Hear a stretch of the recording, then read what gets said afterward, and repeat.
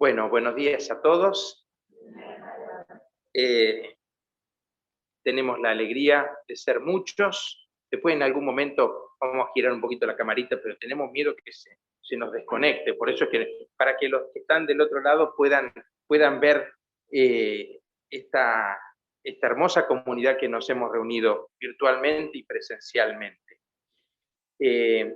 Bueno, vamos a comenzar este momento de iluminación, luego vendrá el momento de conversación, de compartir entre ustedes en grupos, tanto los que están aquí como los que están en la casa o en la parroquia. Queríamos proponerles comenzar esta iluminación como lo hacemos catequísticamente, que es iluminándolo con la palabra de Dios. Y entonces, en este momento hacer una breve lección, una breve lectura sobre algunos textos del Nuevo Testamento, concretamente de la Última Cena, porque el título de este encuentro es El catequista se plenifica en la comunión, ¿no? O en comunidad, así dice. El catequista se plenifica en comunidad. Comunidad pide a una acción, que es la comunión, a una fuerza interior, que es la comunión, a un deseo de Cristo, que es la comunión. Y si nos pusiéramos a mirar en el Evangelio, todos los gestos de Jesús son gestos de comunión. Desde el primero de todos, que es la encarnación en el seno de María, que es la gran comunión de Dios y el hombre, el restaurar la comunión rota por el pecado original con la redención, ese gesto de comunión de Dios con toda la humanidad, desde allí todos los gestos de Jesús son gestos de comunión. Pero yo quería proponerles en este momento que nos centremos en el gran momento de comunión de la Última Cena. Ustedes recordarán que cuando celebramos el Jueves Santo es el día de la caridad, decimos nosotros. Día de la caridad, día de la comunión. Ese es el día en que celebramos la comunión sacramental, la Eucaristía. ¿Se acuerdan que es el día de la caridad, donde nosotros hacemos una ofrenda y tenemos en cuenta la caridad cristiana para con los más necesitados? ¿Por qué hacemos esto litúrgicamente? Y bueno, porque Cristo quiso culminar su acción en la vida pública con un gran gesto de comunión que es la Última Cena. Vamos a ir recorriendo muy brevemente algunos textos de la Última Cena. Ustedes no van a poder irlos buscando todo para que no perderse, pero yo se los voy a ir diciendo y vamos a tratar de irlos leyendo. Yo los voy a ir leyendo, pero se los voy diciendo para que ustedes los anoten y después en algún momento tal vez los puedan recorrer. El primero que quería citarles es Juan 17:20. ¿Se acuerdan cuando Jesús en la Última Cena, según San Juan, hace esta oración sacerdotal, esta oración al Padre, donde deja Jesús lo que nosotros llamamos el testamento de Jesús? El testamento, es decir, aquello que, sabiendo que iba a ser lo último que iba a decir en su vida terrena, dice lo que más tiene en el corazón. ¿Y qué es lo que más tiene en el corazón?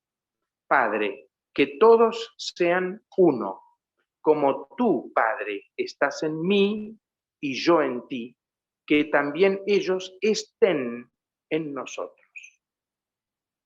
La comunión que pide Jesús al Padre es una comunión que Él vive, diríamos así, esencialmente, porque Dios es comunión. Cuando nosotros le explicamos la Santísima Trinidad a los chicos, que usamos distintos métodos, un día vamos a hacer un encuentro para ver cuáles son los métodos catequísticos para enseñar la Santísima Trinidad, pero siempre en lo que enseñamos de la Santísima Trinidad es que es la comunión de las tres personas, ¿no es cierto?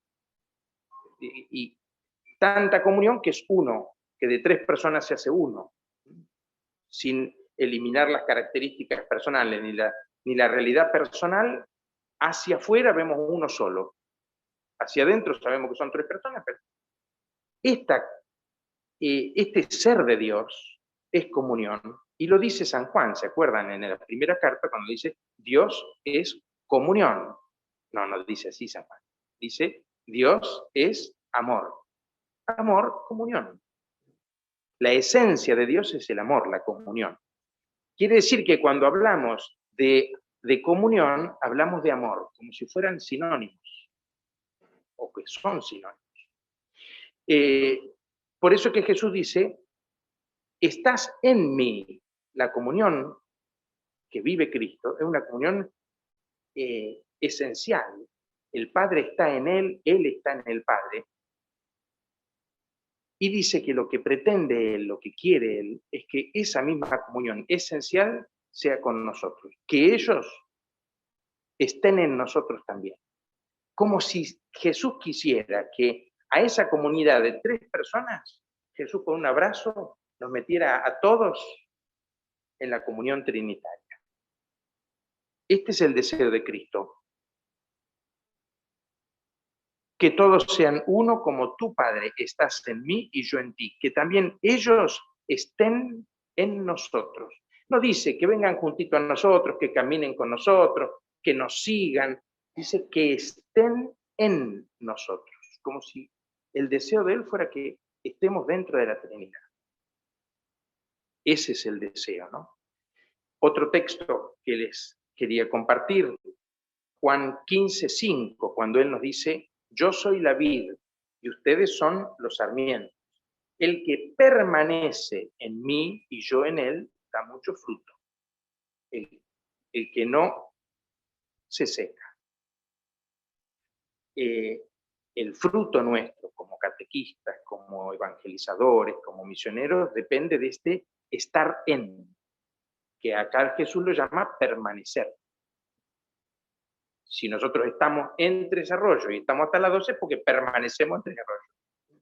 Estar en es permanecer en esta unidad, ¿no? Otro texto que vamos a compartir es uno de San Pablo, de 1 Corintios 11, 23 y los que siguen. 1 Corintios 11, 23 y los que siguen. Ahí San Pablo nos cuenta algo que sucedió en la última cena. Lo que yo recibí del Señor, dice San Pablo, y a mi vez les he transmitido es lo siguiente. El Señor Jesús, la noche en que fue entregado, tomó el pan, dio gracias, lo partió y dijo, esto es mi cuerpo, que se entrega por ustedes. Hagan esto en memoria mía. De la misma manera, después de cenar, tomó la copa, diciendo, esta copa es la nueva alianza que se sella con mi sangre.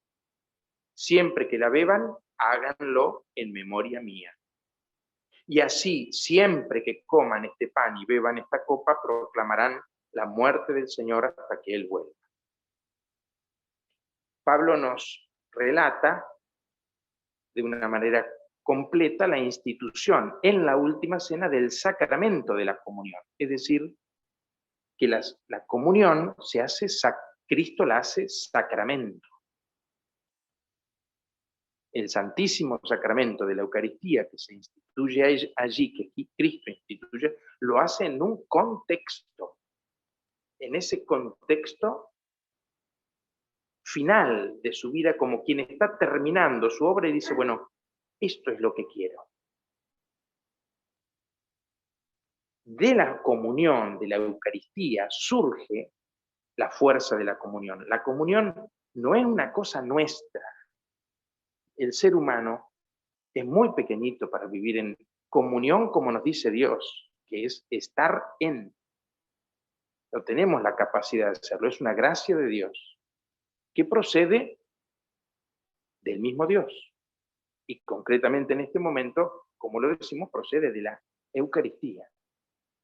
El sagrario es el centro de la parroquia, el altar es el centro de la parroquia, porque de allí surge toda la vida de la parroquia. ¿Se acuerdan? La iglesia vive de la Eucaristía. Eclesia de Eucaristía. Vamos a ir a otro texto, vamos muy rapidito porque para que no se haga muy largo, ¿no? Juan 13, del 1 en adelante. Allí dice que Jesús, habiendo amado a los suyos en la última cena, ¿no? En la última cena, habiendo amado a los suyos, es decir, toda la vida trató con sus manos de abrazar y de hacer gestos de comunión para llevar al seno de la Trinidad a todo el mundo. Ese es el esfuerzo de Cristo, ¿no? Para congregar a los hijos de Dios dispersos, dice, no me acuerdo en qué parte del Evangelio, que Cristo se entrega para congregar a los hijos de Dios dispersos. Su ideal es la comunión con Él, ¿no? Y por tanto, con el Padre y con el Espíritu Santo. Entonces dice, habiendo amado a los suyos, habiendo vivido para la comunión, acuérdense, comunión y amor son sinónimos, habiendo amado a los suyos, los amó hasta el extremo, hasta el fin. Durante la cena se levantó de la mesa, se sacó el manto y tomando una toalla, ustedes saben luego lo que sucedió, le lavó los pies.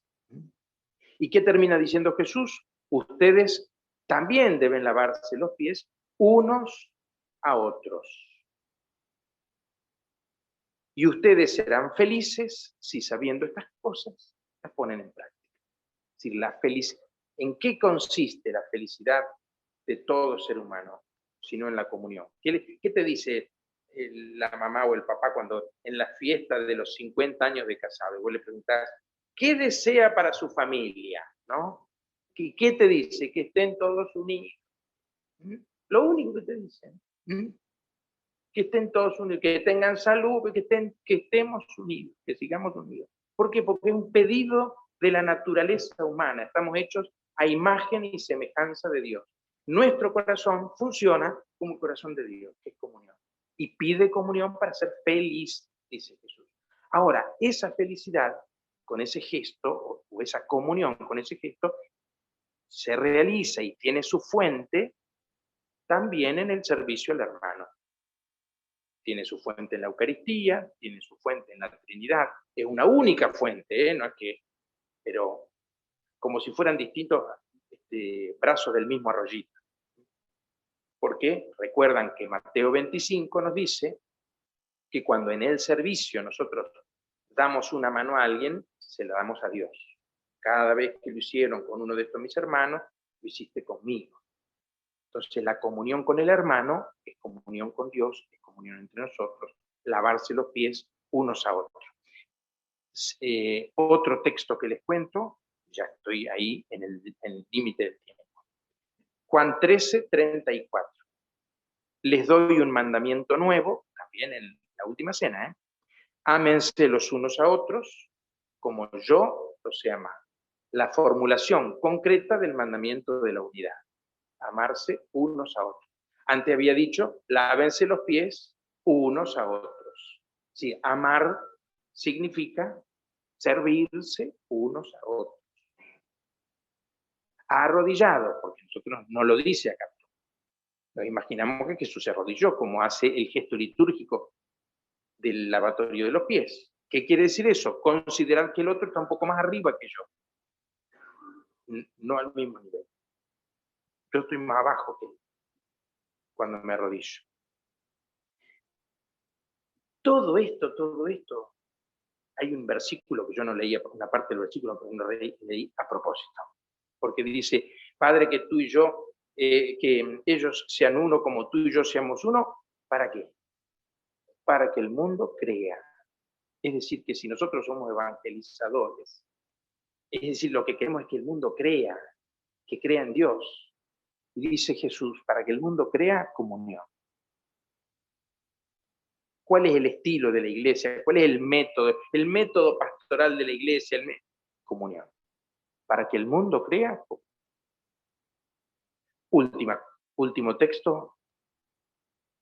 Juan 13, 26. Se los leo. Juan 13, 26. Jesús, perdón.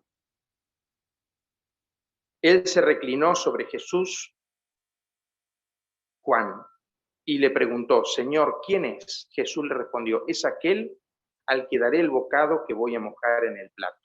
Y mojando un bocado se lo dio a Judas, hijo de Simón Iscariote. En cuanto recibió el bocado, Satanás entró en él, y Jesús le dijo, entonces, realiza pronto lo que tienes que hacer. Es decir, en el momento de la comunión, en el más solemne, en el más grande, hay una intervención del mal para dividir.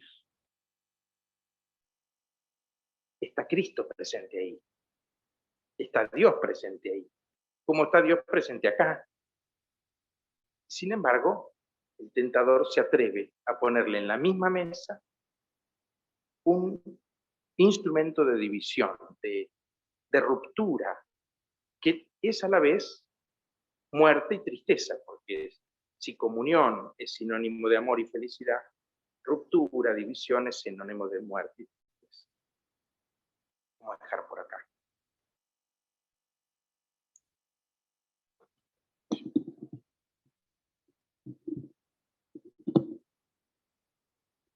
Bueno, muy bien. Roberto recién nos contaba que la felicidad consiste en la comunión. Bueno, pero antes de confrontarnos con esta proposición, que es muy fuerte decir que la felicidad consiste en la comunión, me gustaría que podamos hacer un ejercicio de la imaginación. Imaginémonos que tenemos un amigo que es médico, ¿no? O que está estudiando medicina, y que entra a casa y ve arriba de la heladera, ¿vieron donde guardamos los remedios? Que siempre hay remedio arriba de la heladera. Bueno, ve una pastilla de no sé qué, una cajita amarilla, qué sé yo, y dice, levanta la cajita y dice, ¿quién tiene problema de presión en la casa? Claro, porque vio la cajita y sabe que eso se usa para la presión. Y si después en la mesita del televisor encuentra una cajita verde, va a decir, ¿quién tiene problema de corazón en esta casa? Porque vio la cajita verde, sabe que esa se usa para el corazón. Bueno, algo así nos pasa con los santos en la historia de la humanidad, ¿no? Cuando nosotros vemos un santo en un lugar y en una época, es como si agarráramos la cajita amarilla y dijéramos, ¿quién tiene problemas con la pobreza, por ejemplo? Aparece San Francisco de Asís, ¿no? ¿Quién tiene problema con los enfermos? ¿Cuál es el problema de la humanidad? ¿Quién nadie atiende a los enfermos? Aparece San Camilo de Lelis, ¿no? Y así podríamos ver que cada santo es una medicina que el médico, que Cristo, manda a la humanidad en el momento de tal enfermedad espiritual, ¿no? Los santos, una forma de leer la historia de la humanidad es mirar qué santos ha habido, porque cada santo responde, reacciona, podríamos decir, son los anticuerpos espirituales del mundo ante enfermedades espirituales del mundo, podríamos decir, ¿no? Planteo esto porque cuando nosotros miramos a los santos tenemos que descubrir que esto es una respuesta que Dios hace a algo que está necesitando, ¿no? Algo que necesita el mundo. Y planteo esto también porque cuando el Papa Francisco abre la Amor y Leticia, escribe, dice que uno de los síntomas de nuestro tiempo es el individualismo exasperado. El individualismo, no solamente el individualismo, sino un individualismo exasperado. Este individualismo, de alguna manera, más o menos, nos alcanza a todos. Vieron que lo mismo que hay santos particulares en cada época, que responden a enfermedades espirituales en cada época, eso es porque hay enfermedades espirituales más notorias en cada época. Hay pecados que ahora los vemos con muchísima claridad y otros no tanto. Otros que se veían con más claridad hace 100 años. Cosas que hace 100 años no se nos ocurría ni loco cómo vamos a hacer esto, hoy no lo vemos como una cosa que esté tan mal. Porque va variando también la conciencia del hombre, ¿no? Algunos pecados hoy se nos pasan desapercibidos, ¿no? Entonces el Papa denuncia esto como una cosa que no tiene que pasar desapercibida. El individualismo exasperado. Los santos que el Señor envíe al mundo como respuesta al individualismo exasperado van a tener que ser santos que vivan, ¿qué cosa? La espiritualidad de comunión. La espiritualidad de comunión. Quizá hoy es más urgente que nunca la espiritualidad de comunión, porque hoy es más exasperado que nunca el individualismo.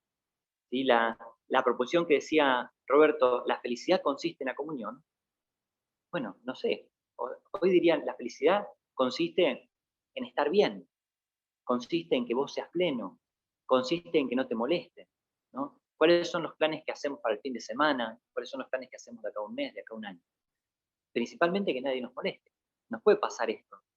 Y la comunión, vamos a ver cuando, en la segunda parte, cuando trabajemos los instrumentos de la comunión, tendrá que ver en algunas ocasiones con dejarse molestar. Arrodillarse para lavarle los pies a alguien, bueno, es molesto. Es molesto. Para empezar, me hace desocuparme de algunas cosas que yo me estaba ocupando para poder atender al hermano que hay que lavarle los pies. Les digo esto, entonces, habría que ver, hay que confrontarnos con esta proposición que nos decía el padre Roberto, ¿no? Si la felicidad verdaderamente consiste en la comunión, para nosotros, ¿cómo es? ¿Y en qué consiste la comunión? El padre Roberto nos decía, bueno, que cada gesto que ha hecho Jesús ha sido un esfuerzo para traernos a la comunión. Quizás hoy lo vemos con más urgencia esto, ¿no? Antes, en una espiritualidad más clásica, eh, trabajábamos más la perfección individual, ¿no? Bueno, no hay que pelearse con el otro, ¿no? No hay que mentir, no hay que mentir. No hay que robar, y no hay que robar, y no hay que matar, y no hay que matar. Todas estas cosas tienen que ver con la perfección individual. No le hacen mal a los demás, por supuesto, pero tienen que ver más bien con un enfoque individual de la espiritualidad. Yo entonces rezo y digo, bueno, a ver, ¿qué cosas tengo que hacer yo? ¿De qué me tengo que preocupar? ¿En qué tengo que crecer? Tengo que crecer en la humildad. ¿En qué tengo que crecer? Tengo que crecer en la madurez espiritual. Y el camino estaba trazado así, como Dios que me escucha y yo que trato de escuchar a Dios. ¿Sí? Desde el punto de vista de la espiritualidad de comunión, este yo que se perfecciona en vista a un nosotros. Es la comunidad de toda la que se santifica. Porque ¿en qué consiste el camino de la comunión? ¿En qué consiste el camino de la comunión? Bueno, cuando Tomás le pregunta a Jesús, no sabemos cuál es el camino, ¿no? Jesús va a decir que Él es el camino, la verdad y la vida. De modo que la paradoja de la comunión es que para empezar a caminar hay que permanecer, como decía Roberto. Para empezar a caminar hay que sentarse a la mesa de la comunión, porque el camino es estar con una persona, que es la persona de Cristo. En la fuente de la comunión está la Santísima Trinidad. Fíjense que la comunión del Padre y del Hijo es tan intensa y el amor tan profundo y tan perfecto que esto da origen a una nueva persona. ¿Y quién es? El Espíritu Santo. El amor es tan intenso, la comunión es tan profunda que se comunica. La comunión comunica y se comunica en una nueva persona que se derrama sobre nosotros, es el Espíritu Santo. Esta será para nosotros la primera fuente de la comunión. Buscamos la comunión porque estamos hechos para la comunión, porque estamos hechos a imagen de Dios, que es comunión. Lo que da origen al Espíritu Santo es la comunión. Es la comunión. No se trata de una técnica, digamos, como si nosotros tuviéramos que decir, bueno, ahora entonces es el momento de la comunión. ¿Qué hay que hacer? Anoten, 1, tal cosa, 2, tal cosa. No, porque sería una cosa demasiado por fuera de nosotros. Fíjense que cuando Jesús manda a sus primeros discípulos a misionar, cuando los manda de 2 en 2, les da un montón digamos, de indicaciones sobre qué cosas no hay que llevar. ¿Se acuerdan? No hay que llevar esto, no hay que llevar aquello, no hay que llevar no sé qué. Y a la vez les dice, bueno, no llevan esto, pero si toman si beben algo envenenado, no les va a pasar nada. Si ven una serpiente, las van a poder agarrar con la mano. Si aparece el demonio, lo van a poder expulsar. Si aparece un enfermo, lo van a poder sanar. Bueno, ¿para qué me manda de a dos? Si al final puedo hacer de todo. Si ya puedo hacer todo lo que hay que hacer, ya lo puedo hacer. ¿Para qué me manda de a dos? Porque lo que evangeliza no es que cures un enfermo. Lo que catequiza no es ni siquiera que resucites a un muerto. De hecho, Jesús dice, aunque resuciten los muertos, no van a creer, no van a creer. Porque no es esto, no son los grandes prodigios. No es la inteligencia del catequista, aunque hay que ser astuto como serpiente.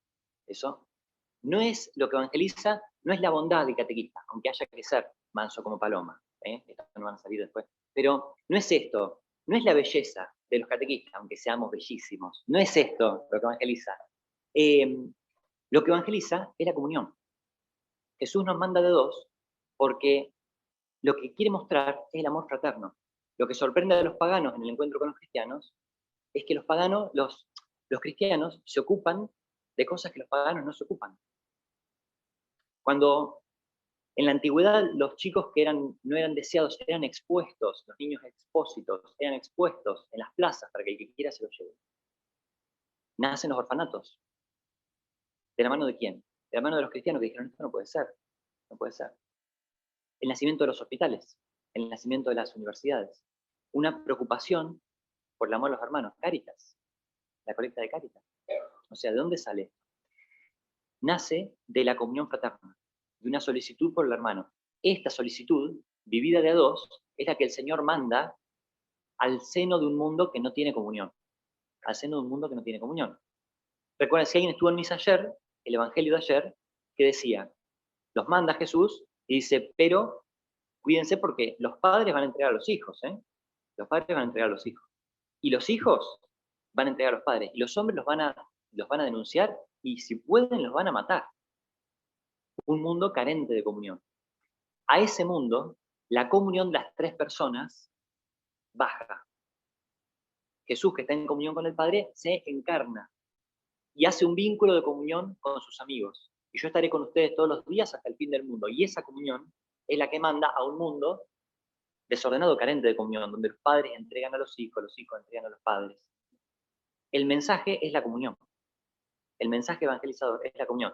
Pero hay algo más que habría que decir, porque no es que simplemente anunciamos la comunión, sino que, o como si fuera el objeto, digamos así, ¿no? ¿Cuál es el objeto de la evangelización? La comunión, porque tendemos a la comunión. Bueno, muy bien, esto es verdad, pero además la comunión es el sujeto evangelizador, porque lo que evangeliza es la comunión. Los grupos de catequesis que me toca visitar y que, en mi opinión, mejor andan, donde los chicos permanecen, logran permanecer, son aquellos grupos en los cuales quizá se nota más la comunión que hay entre los catequistas. Dos catequistas que son amigos, que comparten a Jesús, que tienen una amistad en Jesús, catequizan más de lo que podemos pensar. Nosotros estamos preocupados en la catequesis porque no sabemos, alguien decía, ¿cómo hacemos para...? Podrías hablar más lento, dice, está bien, es un problema, sí, perdón. Todos me dicen lo mismo. Gracias. Decíamos esto, nosotros estamos preocupados, hace poquito hicimos una encuesta con la Junta de Catequesis respecto del libro, y entonces un reclamo era que hubiera más canciones, otro decía que hubiera más técnicas, que nos traiga alguna dinámica. Estas cosas son útiles, pero lo que más desafía la fe de los chicos es la comunión de los catequistas en la fe. Esto es lo que más desafía. Lo que verdaderamente comunica a Cristo es la comunión que tengan los catequistas con Jesús. Esta comunión es la que desafía la fe de los chicos. Si esto no está, las técnicas no alcanzan, las canciones no alcanzan, todo va a pasar por una emoción más o menos intensa que experimenten los chicos en ese momento, ¿no? ¿Cómo la pasaste? Bien, pero no les va a ayudar a permanecer esto. Lo que nos ayuda a permanecer en la comunión es conocer la comunión en otro lado. La catequesis nos introduce en una experiencia de comunión. No simplemente nos enseña cosas, sino que lo que hace Jesús cuando manda a sus amigos es agarra un cachito de comunión. Dios, digamos, agarra un cachito de su comunión, podríamos decir, lo encarna en Jesús. Jesús contamina a sus amigos con esta comunión y los manda así, con esta comunión radioactiva, a todas partes, a un mundo donde la comunión no está. Y esta comunión es la que tiene que contaminar a las personas que se encuentren. Si no reciben un lado, vayan a otro, dice Jesús. Pero introduzcan en la comunión, quédense en las casas, dice Jesús. Si los reciben, quédense, ¿eh? Si los reciben, quédense. Lo que se contagia es la comunión, no es una técnica. Y digo una cosa más y ya listo, que nosotros experimentamos esto, que es verdad, la comunión evangeliza y nos cuesta conseguir catequistas. ¿Vieron? En las parroquias en muchas parroquias me dicen, padre, no tenemos catequistas, ¿qué podemos hacer? Bueno, es verdad, hay poquitos catequistas. ¿Y cuál es el diagnóstico que hacemos de esto? Que estamos viviendo una crisis de compromiso. La gente no se compromete. Bueno, esto puede ser verdad, pero me parece que es una cosa que se queda solo en el fenómeno, solo en lo que se ve. Nosotros vemos que la gente no se compromete, pero esto es como el síntoma de una crisis más profunda, que es una crisis de comunión. una crisis de comunión.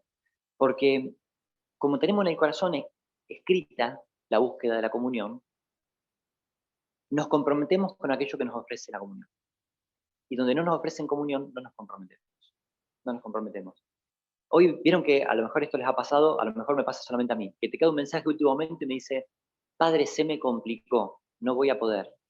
Faltan 15 minutos para esto que le tocaba hacer, pero se le complicó y a lo mejor lo que se complicó es que apareció un partido de fútbol con los amigos y esa es la complicación. Pero como hay más comunión ahí, de alguna manera misteriosa, aunque a veces sea una comunión que sea solamente divertirse, pero como tenemos la búsqueda de la comunión, nos quedamos con lo que más se parezca, con lo que más se parezca. O a lo mejor es mucho tiempo en las redes sociales. Se complicó porque se le hizo tarde porque estaba publicando cosas en Instagram. Porque después vos agarrás el Instagram y decís, publicado hace 5 minutos. Esta complicación. Pero claro, porque también en las redes sociales hay una búsqueda de comunión.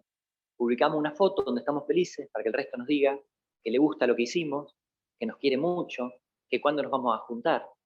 Publicamos una foto del lugar donde estamos, decimos, estoy acá en Tres Arroyos, pasándola bárbaro, para que alguien de Tres Arroyos me diga, ¿cuándo vas a venir a verme? ¿No? Porque aún equivocados, y aún de formas equivocadas, y aún con sucedáneos, seguimos buscando la comunión, porque estamos hechos para eso, estamos hechos para eso. No es una crisis de compromiso, es que nos falta la comunión, la buscamos desesperadamente, más en una época donde pareciera que cada uno está por su cuenta, donde el individualismo es exasperado, donde la consigna es que nadie te moleste, el corazón sigue pidiendo que alguien lo ame profundamente, ¿no? Y si encuentra un lugar donde lo amen profundamente, ahí permanece. Bueno, terminaríamos acá. Una cosita más, esto nada más. Repasemos mentalmente cuáles son las fuentes de la comunión entonces. ¿De dónde brota este pedido de comunión? De la Santísima Trinidad, de la comunión de las tres personas. De la comunión vieron que abrimos la oración inicial con una lectura de la carta del apóstol San Pablo a los Corintios, donde dice que somos un cuerpo, ¿no? Esta idea de que somos un cuerpo está enraizada en la idea de la comunión, una forma de explicar la comunión. Entonces, estas dos son las fuentes principales de la comunión, ¿no? La teología del cuerpo, que somos un cuerpo místico que quiere vivir en comunión con Cristo, y la comunión de las tres personas, ¿no? Estas son las dos fuentes principales, digamos así. Bueno, trabajamos un poquito ahora, me parece, ¿no? Sí.